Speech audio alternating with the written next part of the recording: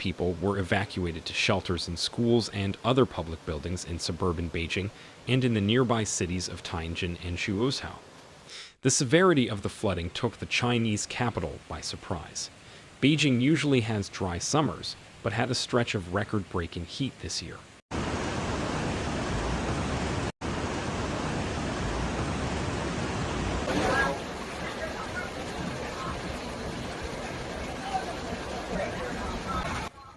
Other areas, especially China's south, have suffered unusually severe summer flooding that caused scores of deaths. Other parts of the country are struggling with drought. Muddy water surging down streets washed away cars in the Mentugu district on Beijing's western edge.